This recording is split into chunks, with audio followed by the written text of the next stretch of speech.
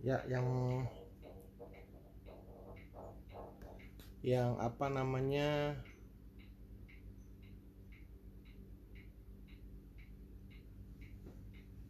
Oke.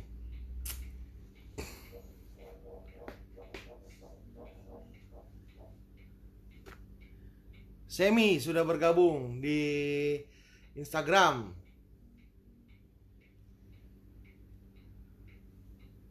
Oke. Sudah ada 2 di Facebook yang bergabung. Cuman ini kenapa namanya nggak keluar ya? Harusnya keluar ya. Oke. Ya. Malam ini saya mau baik di Instagram maupun di Facebook. Saya mau eh, sampaikan kebenaran firman Tuhan yang juga sangat wah, Frida selamat bergabung. Andres Wahyudi, Cindy Tiara, Pak Suharyanto, Frida Fahik, Andres Wahyudi. Ya, saya mau share firman Tuhan. Lalu yang berhubungan juga dengan pengalaman saya selama hampir 1 bulan ini dalam menghadapi COVID ya, dalam menghadapi COVID ini ya. Oke, Markus pasal 5 ayat yang ke-25. Jadi selama 1 bulan ini saya tuh mengalami yang namanya upside down, tapi juga mengalami bagaimana Tuhan menolong, mengalami bagaimana Tuhan juga menjaga saya, menunjukkan kasihnya kepada saya. Jadi saya mau share itu kepada kita sekalian. Di Markus pasal yang kelima ayat ke-25. Saya akan bacakan mulai dari ayat 25. Adalah di situ seorang perempuan yang sudah 12 tahun lamanya menderita pendarahan. Ia telah berulang-ulang diobati oleh berbagai tabib sehingga telah dihabiskannya semua yang ada padanya. Namun sama sekali tidak ada faedahnya, malah sebaliknya keadaannya semakin memburuk. Dia sudah mendengar berita-berita tentang Yesus, maka di tengah-tengah orang banyak, ia itu yang mendekati Yesus dari belakang dan menjamah jubahnya. Sebab katanya, asal ku jamah saja jubahnya, maka aku akan sembuh. Seketika itu juga berhentilah pendarahannya dan dia merasa bahwa badannya sudah sembuh dari penyakitnya. Lalu oke, sampai di situ dulu. Begini saudara-saudara, kita berhadapan hari ini membaca tentang seorang perempuan yang sakit pendarahan selama 12 tahun. Nah, kalau kita apa pengaruhnya? Kalau kita baca di Imamat pasal 15 ayat 19 mulai, ini adalah hukum Taurat mengenai orang yang perempuan yang pendarahan. Dibilang begini, apabila seorang perempuan, Imamat 15 ayat 19, perempuan mengeluarkan lelehan dan lelehan itu adalah darah dari auratnya, harus 7 hari lamanya dalam cemar kainnya, dan setiap orang yang kena padanya menjadi najis sampai matahari terbenam. Jadi sampai najis sampai matahari terbenam. 7 hari lamanya. Jadi kalau dilanjutkan terus pembacaannya, maka kalau dia tidur, tempat tidurnya juga menjadi najis. Dia pakai makan, dia duduk, tempat duduknya juga jadi najis. Nah, orang yang kena ranjangnya, orang yang kena tempat dia duduk menjadi najis. Orang yang bersentuhan dengan perempuan, dengan orang yang haid juga akan menjadi najis. Nah, Anda bayangkan bagaimana dia, perempuan ini menjadi najis selama 12 tahun, saudara-saudara. Selama 12 tahun dia mengalami ini, dan dikatakan sudah dihabiskan uangnya. Dia sudah pergi ke banyak tabib, dia sudah pergi ke banyak dokter sampai dihabiskan uangnya. Mungkin dia coba obat ini, dia coba obat ini, dia coba jamu ini. Oh, di sini ada orang pintar yang bagus, dia pergi ke sana. Oh, di sini ada tabib yang jago, dia pergi dan dihabiskan uangnya selama 12 tahun menjadi najis. Jadi nggak boleh dekat dengan orang. Itu cocok dengan keadaan kita hari-hari ini, di mana orang yang kena, sekarang kita ada namanya social distancing, atau sebenarnya lebih tepat pakai istilah physically distancing. Kita semua saling berjauh-jauhan, seolah-olah masing-masing kena penyakit seperti najis begitu ya. Padahal kan belum tentu juga. Dan orang yang kena corona, saudara-saudara, dia harus mengasingkan dirinya, mengisolasi dirinya. Saya dan istri mengisolasi diri, sudah ini minggu yang ketiga kami mengisolasi diri. Dan kami nggak mau dekat-dekat dengan anak, ada jarak, saya pakai masker. ketemu orang juga nggak berani. Itu benar-benar seperti orang yang najis seperti si perempuan ini, nggak bisa deket-deket kemana-mana, nggak mau juga ketemu orang dan lain sebagainya. Itu cocok dengan keadaannya. Nah, perempuan ini 12 tahun dia mengalami, saudara, sampai uangnya habis. Dia udah pergi ke dokter manapun juga tapi gagal. Sekarang ini kita lihat bahwa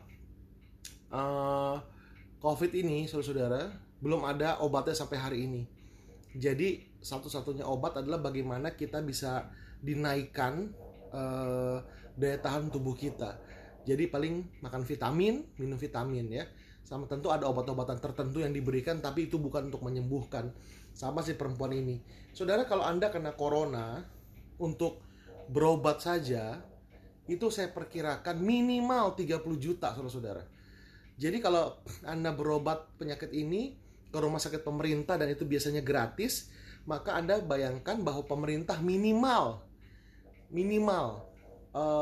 membayari rumah sakit Anda itu 30 juta. Itu minimal loh, minimal 30 juta, saudara-saudara.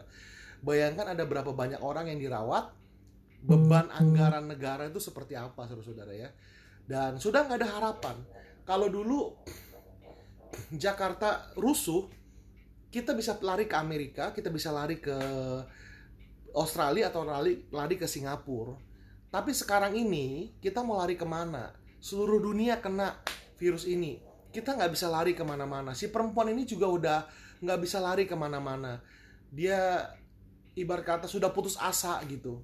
Ya, nah ketika saya mengalami ini, ada dinyatakan kena, saya ronsen toraks, CT scan torak dan tes darah, kami berdua, dan di rumah sakit menyatakan bahwa saya mengarah ke corona atau virus. Lalu kemudian saya swab tes sorenya, itu hari Sabtu. Hari Senin, Selasa keluar hasilnya, saya dinyatakan memang negatif. Saya rapid test juga dinyatakan memang negatif. Tapi hasil tes darah saya, ronsen saya tuh dan CT scan tuh dinyatakan jelek sekali, nggak bagus. Paru-paru nggak bagus, hasil tes darah jelek sekali. Kami berdua sama istri. Dan ketika kena itu, saya merasakan ada sebuah keputusasaan. Tiba-tiba damai sejahtera saya hilang. Tiba-tiba sukacita saya hilang. Saya malas ngapa-ngapain. Saya sibuk merenung dan mohon maaf agak sedikit menyalahkan Tuhan dengan berkata, kenapa saya harus kena gitu. Kenapa saya harus kena seperti ini. Lalu berita-berita negatif tentang kematian hamba-hamba Tuhan karena COVID ini, saya mulai berpikir itu kan satu korps dengan saya. Lalu saya berpikir apa istimewa saya dengan mereka gitu ya. Itu membuat sukacita hilang, nggak bergairah. Saya makan juga mual, cuma 2 sendok, paling makan 3 sendok, udah mual, udah nggak bisa makan lagi. Sampai istri saya bilang, "Pak, makan Pak, karena butuh tenaga gitu kan, butuh tenaga, butuh nutrisi supaya kita lebih cepat sehat." Cuman ya nggak bisa saudara-saudara ya. Saya kehilangan gairah untuk apa-ngapain. Biasanya pegang HP terus karena ada banyak hubungan, ada banyak grup dengan grup-grup pendeta hamba-hamba Tuhan. Biasanya tuh saya update terus berita-berita dari mereka. Kalau ada perintah, ada apa, saya bisa laksanakan. Tapi hari-hari itu saya nggak nafsu pegang handphone sama sekali. Kalau ada orang telepon pun saya minta istri saya yang angkat. Saya udah nggak mau ketemu orang, nggak mau capek untuk menjelaskan. Ada undangan Zoom meeting, saya bilang nggak bisa, saya nggak mau. Karena percuma saya ngomong pun batuk-batuk. Dan mau ngomong 2 patah kata saya batuk, ngomong 3 patah kata saya batuk. Jadi udah nggak bisa lagi ngapa-ngapain, udah nggak nafsu ngapa-ngapain, nggak bisa baca Alkitab, nggak bisa berdoa juga nggak bisa karena kehilangan gairah sama sekali. Sampai suatu hari saya ada jemaat suami istri, istrinya telepon istri saya, dia bilang, barusan gue doa nih sama Tuhan, saya doa sama Tuhan dan Tuhan kasih pesan sama kita untuk sampaikan, yaitu bahwa kalian harus berdoa, katanya gitu. Shalom Pak Salomo, Pak Pahan, dan teman-teman yang lain ya, kamu harus berdoa katanya gitu. Jadi akhirnya malam itu kami doa suami istri. Saya punya sebuah formulasi doa. Ada 2 ayat di Mazmur 16 yang menjadi doa saya. Itu menjadi seperti doa harian, menjadi seperti doa rutin, seperti kita berdoa doa Bapa kami begitu. Tapi malam itu ketika kami suami istri berdoa itu, saya bisa nangis luar biasa. Ada sebuah breakthrough yang luar biasa. Setelah itu saya berdoa sendiri, nggak bisa ngomong apa-apa lagi. Saya cuma bisa nangis sama Tuhan, nangis sama Tuhan. Hari itu saya mengalami mujizat. Maksudnya gini, saya tidak terima dengar suara Tuhan, saya tidak mendapatkan penglihatan apa-apa. Cuman hari itu seperti terjadi sentuhan antara surga dengan hati saya, antara Tuhan dengan saya. Dan itu seperti sebuah booster yang membuat semangat saya hilang. Semangat saya kembali. Semangat sukacita yang tadinya berlibur, nggak tahu kemana, tiba-tiba kembali mulai membara di hati saya. Nah, dalam menghadapi ini, memang bukan cuma obat-obatan secara fisik yang diobati, tetapi lebih penting daripada itu adalah mentalnya perlu diobati. Nah, Tuhan menjamah saya hari itu dan menyembuhkan saya pada hari itu secara mental ya. Secara mental. Dan ketika semangat kembali, maka sisa peperangan melawan virus ini tuh udah sangat gampang sekali sebetulnya. Sangat gampang karena kita udah mulai semangat, saya berdoa, baca firman, saya nggak mau dengar-dengar yang negatif. Cari Tuhan sungguh-sungguh. Jadi jamahan Tuhan itu penting sekali. Shalom Elsa, ya, Levi dari Balikpapan, shalom. Jadi kita ada Louis, ya, Pak Yo, koko saya dari Surabaya, ya, Isa, terima kasih. Jadi saya seperti perempuan ini, saudara-saudara, dia udah kemana-mana nggak sembuh. Mau lari kemana sekarang? Yang orang kaya kena, saudara-saudara. Yang orang miskin juga kena. Yang orang kaya juga ada yang meninggal karena COVID. Yang miskin apalagi, saudara-saudara. Jadi nggak bisa lari kemana-mana. Udah nggak ada harapan. Perempuan ini sudah habiskan hartanya, udah nggak bisa kemana-mana. Sampai akhirnya dia mendengar tentang Tuhan Yesus. Di sini saya belajar tentang namanya pengharapan, saudara-saudara. Kita selalu bilang bahwa Tuhan adalah pengharapanku. Tuhan adalah pengharapanku. Saya lihat gini, kita tidak akan pernah benar-benar bisa berharap kepada Tuhan, tidak pernah benar-benar bisa bergantung kepada Tuhan, sesungguhnya bergantung kepada Tuhan, sampai kita kehilangan segala sesuatu tempat kita berharap. Gini maksud saya begini. Kita bilang, Tuhan, saya berharap sama Tuhan. Nggak ada lain selain Tuhan. Tapi kita masih punya tabungan 2 miliar, saudara-saudara. Sebenarnya kita nggak 100% bergantung sama Tuhan. Kita masih bisa ada uang kita. Shalom, Brother Anton yang di Perth, selamat bergabung dengan kita. Ya, saudara-saudara, kalau kita masih punya uang 2 miliar, sebenarnya kita nggak bergantung sama Tuhan. Kita bergantung sepenuhnya kepada uang kita. Tapi waktu kita udah nggak punya apa-apa lagi, kepada siapa kita mau bergantung kecuali sama Tuhan? Di tengah-tengah penderitaan itu, di tengah-tengah saya menderita, saudara-saudara, saya jadi hamba Tuhan ini beraliran Pentakosta. Saya doain orang sembuh, saudara-saudara. Walaupun nggak semua, banyak yang sembuh. Saya doa minta mujizat, buat beberapa orang terjadi mujizat. Saya juga kadang-kadang dengar suara Tuhan walaupun tidak audible, sebuah nubuatan yang disampaikan kepada orang, dan saya sudah uji berkali-kali orang tersebut yang mengalami pembaharuan daripada Tuhan. Saya sudah bisa khotbah dari kelas 2 SMP, belajar khotbah. Tapi hari itu, menghadapi itu, semua karunia hilang, saudara-saudara. Saya nggak nafsu merenung firman Tuhan. Boro-boro dapat hikmat, sama sekali enggak, saudara-saudara. Saya tidak dapat hikmat, tidak dapat apa-apa. Khotbah hilang. Karunia nubuatan udah nggak ada. Saya nggak dengar suara Tuhan, saya nggak lihat Tuhan. Saya sudah nggak bisa ngapa-ngapain lagi, Bapak Ibu. Nggak bisa ngapa-ngapain lagi saya. Ya kan, nggak bisa ngapa-ngapain lagi. Saya cuman bisa, ya nggak punya apa-apa lagi gitu. Mau berharap sama siapa? Ya uang nggak ada, saudara-saudara. Ya kan, dokter udah kena ini, dokter juga udah nggak bisa berharap karena banyak yang meninggal. Sampai akhirnya mau nggak mau terpaksa kita digiring ke situ berharap sama Tuhan. Sampai akhirnya saya mendapatkan hikmat ini. Seseorang tidak akan pernah benar-benar bisa berharap sama Tuhan sampai dia kehilangan segala sesuatu. Sampai dia nggak punya apa-apa lagi tempat untuk dia berharap kecuali Tuhan. Dan saya mendapatkan satu ayat, saudara-saudara. Saya akan cari ayatnya. Ya, satu ayat bilang gini. Dibikin lagu itu sama Pak William Kauntu, dikatakan, tidak ada yang kuingini di surga, hanya engkau milikku di surga. Di bumi ini nggak ada yang kuingini selain pada engkau. Meskipun dagingku, tulangku dan dagingku dan hatiku habis lenyap, ya, tapi engkau adalah milikku selama-lamanya. Allah adalah bagianku sampai selama-lamanya. Saya pikir itu benar sekali. Daging tubuh kita sedang Shalom Pak Leonardo Damanik. Terima kasih sudah bergabung. Saya merasa udah nggak punya apa-apa lagi. Mau nggak mau ya berharap kepada Tuhan. Waktu kita nggak punya apa-apa lagi, saudara-saudara, uang nggak bisa menyelamatkan, teman nggak bisa. Kadang-kadang gini, kadang-kadang dengan uang masalah kita selesai. Kadang-kadang minta pertolongan teman masalah kita selesai. Tapi ini nggak bisa. Teman pun nggak berani ngedekat, saudara-saudara. Udah nggak punya uang lagi, nggak punya apa-apa lagi. Mau nggak mau kita berharap sama Tuhan. Sisa hati doang. Hati yang meskipun ada kekecewaan tapi tetap berpegang kepada Tuhan. Dan Tuhan lawat saya hari itu. Saya bisa breakthrough. Dan ketika saya breakthrough, itu adalah awal pemulihan saya. Hati saya penuh sukacita. Hati saya penuh kegembiraan, saudara-saudara. Seperti si perempuan yang pendarahan 12 tahun ini. Dia udah gak punya harapan kemana-mana, tapi dia dengar tentang Tuhan Yesus. Dia dengar tentang Tuhan Yesus. Ya, ada pendeta Nathanael, ada Ibu Gembala Ifung, ada teman saya Chris ya dari Nias, Chandra dari Perth ya. Terima kasih. Jadi ada Dedi Lim, ada Duber, mahasiswa saya, dan yang lain ya, teman-teman yang lain.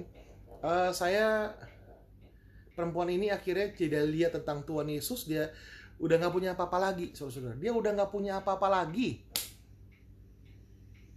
Mau gak mau harapan dia cuma Tuhan Yesus. Dari semua orang yang mendesak-desak itu, Tuhan cuma berpaling kepada perempuan ini, saudara-saudara. Kenapa? Karena dia berdesak kepada Tuhan Yesus itu, mendesak Tuhan Yesus itu dalam keputusasaannya. Gimana sih kalau Anda putus asa, saudara-saudara?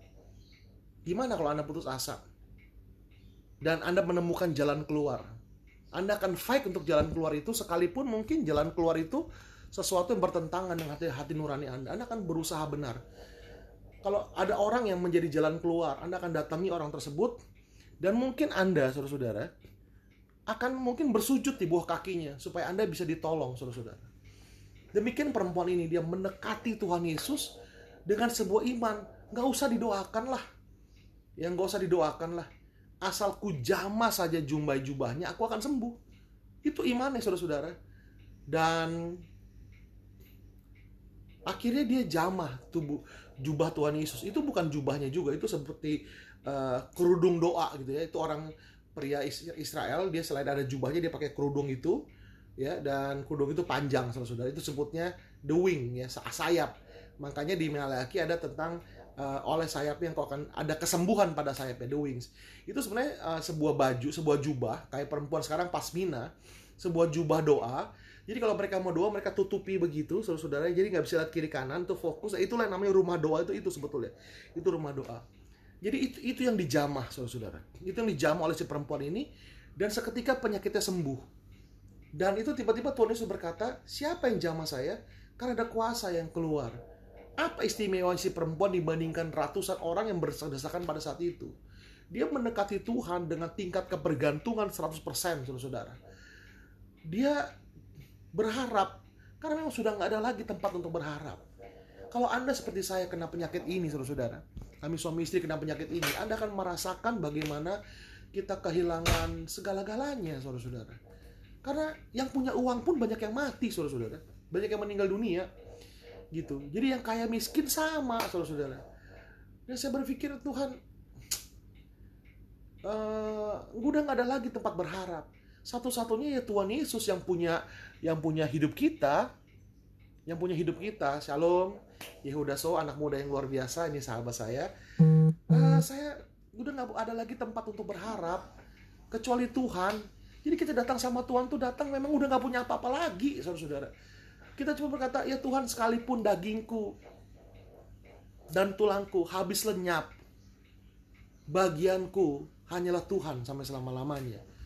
Sekalipun dagingku dan tulangku habis lenyap, hanya Tuhanlah bagianku sampai selama-lamanya. Itu sebuah tulisan, saudara-saudara, ada di Mazmur 73 ayat 25.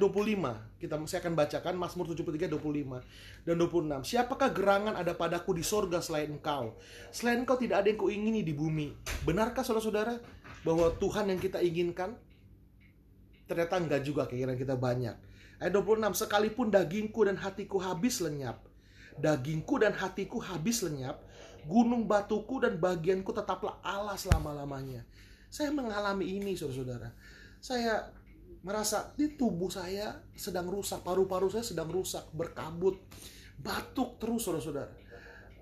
Udah gak ada apa-apa lagi. Sampai saya berkata, Tuhanlah bagianku sampai selama-lamanya, Tuhanlah milikku sampai selama-lamanya. Karena memang udah gak punya apa-apa lagi yang bisa diharapkan. Dan di situ Tuhan menjamah saya, sebagaimana si perempuan sakit pendarahan ini dijamah Tuhan. Kadang-kadang kita mendekat sama Tuhan karena kita merasa udah gak punya, ya kita merasa gak butuh Tuhan. Jujur ngomong ya saudara-saudara ya, kita masih bilang berharap kepada Tuhan, tidak juga sebetulnya. Karena kita punya tabungan, kita punya pekerjaan, kita bisa berharap. Sebenarnya ada harapan itu semua gitu. Tapi waktu kita nggak punya apa-apa lagi, gimana kita bisa berharap? Gimana kita bisa berharap, saudara-saudara? Dan rupanya hati yang hancur demikian, hati yang putus asa demikian, itu menyenangkan Tuhan loh. Dan Tuhan jamah, ketika kita jamah jumbai jubahnya Tuhan, ternyata Tuhan menjamah kita. Seperti saya di doa itu, saudara-saudara, Tuhan menjamah saya. Tuhan menjamah hati saya. Saya berdoa sambil nangis, gak bisa ngomong apa-apa lagi.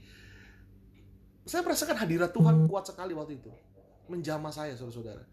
Dan ketika roh saya bangkit, semangat saya bangkit, sebenarnya kemenangan itu sudah saya, Shalom Yudia, sudah saya peroleh, sudah saya menangkan, sudah saya dapatkan, itu 60% lah sudah menang. Ya, puji Tuhan sekarang kondisi saya baik, tubuh saya sehat, saya sudah tidak batuk lagi, tinggal nunggu nanti tes lagi. Saya percaya hasil akan bagus. IgG saya itu positif. IgG itu hasil tes darah. IgG itu corona sudah negatif. IgM itu yang sedang berlangsung dan itu negatif. Yang IgG itu positif, berarti saya sudah tidak punya corona lagi. Yang IgM itu yang sedang berlangsung dan itu negatif, berarti saya sudah tidak ada lagi. Ya, istri saya sudah melewati masa kritis kata dokter, jadi kita sudah tenang sekali ya, sudah tenang, tinggal menuju kepada kesembuhan. Puji Tuhan kami tidak sesak nafas. Sampai hari ini saya sehat sekali, berasa tubuh seperti nggak pernah sakit, 100% sudah kembali kekuatan tubuh. Semua karena Tuhan, saudara-saudara. Semua karena Tuhan, bukan karena saya, bukan karena siapa-siapa. Apakah hamba-hamba Tuhan yang lain juga tidak berseru kepada Tuhan? Saya tidak bicara demikian, tapi ini adalah anugerah Tuhan ya buat saya. Jadi teman-teman sekalian, saya cuma hari ini firman Tuhan yang saya mau ingatkan kepada kita sekalian adalah Tuhan adalah tempat kita berharap, nggak ada yang lain. Sampai daging kita habis lenyap, lalu kita bisa berkata, gunung batuku dan bagianku tetaplah Allah selama-lamanya. Ini menyiratkan ketidakkecewaan sama Tuhan. Ya, Daud John Tafuli, terima kasih buat dari Indonesia Timur. Pak Jawarman Sihotang ini dosen saya. Pastor Christian Tambahani ini sahabat saya. Ada Kak Bara ya, Bara Mulia. Waduh, terima kasih. Ibu Vivi, Pak Chandra ya, Coach Chandra. Hello. Dan di sini saya benar-benar tempat pengharapan kita cuma sama Tuhan. Ya, puji Tuhan. Thank you Freddy. Tempat pengharapan kita cuma Tuhan, saudara-saudara. Dan saya belajar itu untuk benar-benar bergantung kepada Tuhan. Tuhan protolin satu-satu, nggak punya apa-apa lagi. Di situ saya belajar, ya Tuhan, saya nggak punya apa-apa lagi. Nggak punya apa-apa lagi kecuali Tuhan. Dan hikmat itu saya dapatkan dengan susah payah, saudara-saudara. Jadi yuk, di tengah-tengah sulit gini, mungkin juga Anda yang berdagang, dagangnya lagi susah, yang kerja mungkin dirumahkan, dan lain sebagainya, yang hamba-hamba Tuhan penghasilan berkurang, gereja juga ngos-ngosan penghasilannya, karena nggak ada ibadah, nggak ada kolekte, dan lain sebagainya. Saya cuma mau menguatkan kita sekalian, inilah waktunya kita berharap kepada Tuhan. Sungguh-sungguh, saya percaya Tuhan akan mengirimkan burung gagak untuk kita. Ya, Tuhan akan mengirimkan. Nah, satu lagi gini saudara-saudara sekalian, yang saya mau share adalah selain faktor Tuhan, juga ada tindakan kasih dari orang-orang. Banyak sekali orang-orang yang ngomong di Facebook, orang-orang yang nggak tahu, mereka kira tahu saya sakit, teman-teman yang mereka kasih semangat, mereka fundraising untuk saya karena berobatnya mahal, saudara-saudara, dan orang-orang yang kirim makanan, kirim vitamin. Waduh, banyak banget vitamin. Udah dimakan belum? Ini vitamin semua. Saya juga takut overdosis kan. Kirim beras, saudara-saudara. 1 karung beras itu masih belum dipakai, ada di belakang kamera ini ada karung beras di depan saya. Lalu kirim makanan, kirim madu, saudara-saudara. Aduh, bener-bener tuh. Atau orang yang berkata, bro, saya berdoa buat bro ya. Nggak cuma ngomong doang, saya bener-bener berdoa, katanya gitu. Dan somehow doa-doa mereka itu menguatkan saya, memberikan sebuah energi kepada saya. Jadi love in action itu tetap sebuah tindakan terbaik, saudara-saudara, yang kita bisa berikan kepada orang. Melalui kebaikan hati mereka, saya dan istri terjamah, saudara-saudara. Saya dan istri bilang, yang Tuhan tuh baik ya. Benar-benar Tuhan pelihara kita ya. Waktu kita nggak bisa ngapa-ngapain, Tuhan pelihara kita ya. Gitu, Tuhan pelihara kita ya. Benar-benar saya tidak kekurangan makan, saudara-saudara. Mohon maaf buat yang lagi susah, saya bukan mau bagaimana, cuman dalam hal ini saya melihat ada tindakan kasih, saudara-saudara. Itu sangat benar-benar menjadi seperti memotivasi saya untuk semangat kembali. Jadi yuk teman-teman sekalian, saya mengajak kita sekalian untuk untuk menunjukkan belas kasihan, menunjukkan kasih kita dalam berupa tindakan. Entahkah itu hanya tulisan di Facebook yang memberikan semangat ya, atau WA ya, kita penuhilah wall kita dengan ucapan-ucapan yang menginspirasi, yang membuat orang semangat, bukan yang menjatuhkan. Dan kalau ada uang lebih, kita bisa berbagi dengan orang-orang yang susah, terutama saudara-saudara kita yang kita tahu mereka sedang mengidap sakit corona. Apakah bantuan uang hanya 50.000 atau berapa, atau kita punya vitamin kita berikan kepada mereka ya, itu sangat menguatkan mereka loh. Karena saya rasa sekali itu. Jadi melalui tempat ini juga oleh teman-teman yang mengirimkan bantuan yang saya nggak bisa sebutkan satu persatu ya. Welcome Sugi ya, dari Singapura ya. Sugi, semoga baik-baik semua ya. Ibu Suryani, thank you. Yuk kita berbagi kasih. Itu menguatkan mereka ya, menguatkan mereka sekali. Jadi tetap tindakan kasih is the best, saudara. Jadi melalui 2 hal ini Tuhan bicara kepada saya, aku ada dan aku menyertai kamu. Makanya di Facebook saya perhatikan, saya tulis tentang surga yang terdiam. Ternyata surga tuh nggak diam, saudara. Surga tuh sibuk. Justru ini busy hour-nya surga. Mujizat kesembuhan ilahi banyak terjadi. Ada pendeta sharing bahwa ada secara parsial orang-orang yang disembuhkan dari COVID ini secara mujizat. Ada. Tuhan lagi bekerja, saudara-saudara. Tuhan tidak meninggalkan saya. Ini surga sibuk. Tuhan memerintahkan malaikat-malaikatnya, Pak Salomo, thank you, untuk mengirimkan begitu banyak kebutuhan, saudara-saudara. Infrastruktur, kebutuhan, bukan infrastruktur ya, kebutuhan. Kita butuh sukacita, damai sejahtera, sukacita, itu malaikat Tuhan kirimkan. Tuhan sibuk, saudara-saudara, tapi dia masih punya waktu untuk duduk diam, mendengarkan doa-doa kita, mendengarkan sekedar keluh kesah kita di kamar kita atau di rumah kita. Tuhan masih punya waktu untuk seperti itu. Ya, ini saudara saya Epi, orang Sumba tetapi tinggal di Bali. Ya, Epi, Tuhan berkati ya. Jadi saudara-saudara, tetap berharap kepada Tuhan Yesus ya. Dia tidak pernah mengecewakan kita. Kalaupun sekalipun kita gugur, saudara-saudara, dalam perjuangan ini, Tuhan yang memegang hidup kita. Hidup kita jangan dinilai hanya dari hidup selama di dunia ini, tapi juga hidup setelah ini, saudara-saudara. Kasih Tuhan itu bukan cuma di dunia ini, tapi melampaui dalam kehidupan yang akan datang. Jadi kalaupun kita gugur, banyak hamba Tuhan yang berguguran, tetap Tuhan tuh baik. Tuhan membawa mereka langsung kepada kepangkuannya. Jadi buat keluarga hamba Tuhan yang ditinggalkan, keluarga dokter suster yang ditinggalkan, tetap kuat, percayalah Tuhan tidak meninggalkan mereka yang lebih dahulu pergi meninggalkan kita. Tuhan sambut mereka. Istilah Alkitab tuh duduk dalam pangkuan Bapak Abraham ya. Jadi tetap semangat, tetap penuh sukacita. Ya, kadang-kadang modal kita cuma semangat.